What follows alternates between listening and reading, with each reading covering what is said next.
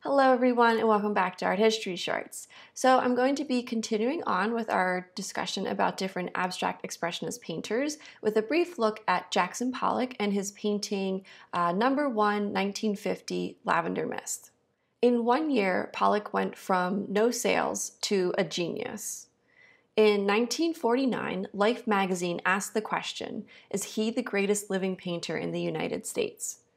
Some may say yes. He is at least one of, if not the most well-known American painter, and I found it near impossible to leave Pollock out of my discussion on abstract expressionism.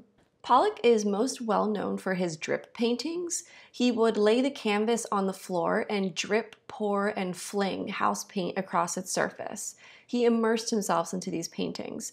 To get the harmony and balance that he does using this method is impressive. It's hard to say for sure, but most likely crucial to Pollock's career and his well-being was his move to a farmhouse outside of New York City in Long Island in 1945. He struggled with alcohol for a good portion of his life, and he ultimately died in a car crash while driving under the influence. He moved to the farmhouse outside of New York City with his wife, Lee Krasner, and there he was able to focus on his work and sobriety, and this is where he created Lavender Mist. This painting, along with his other drip paintings, reflects turbulence, energy, vitality, movement. There's a vibrational pull to them that draws you in. One of the best descriptions I read about why we should care about Pollock's paintings was this: Pollock's greatness lies in developing one of the most radical abstract styles in the history of modern art, detaching line from color, redefining the categories of drawing and painting, and finding new means to describe pictorial space.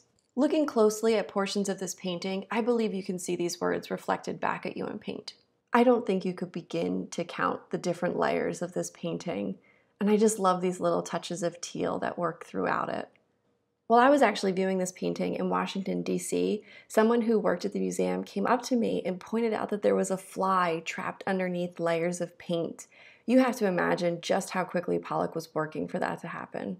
In other drip paintings as well, things like cigarette butts and trash would also wind up in the painting. So I hope you enjoyed this brief look at Jackson Pollock and his painting number 1, 1950, Lavender Mist. If you did, please consider subscribing to the channel. It would mean a lot to me. And next week, we'll be finishing up with our final artist from the Abstract Expressionist movement.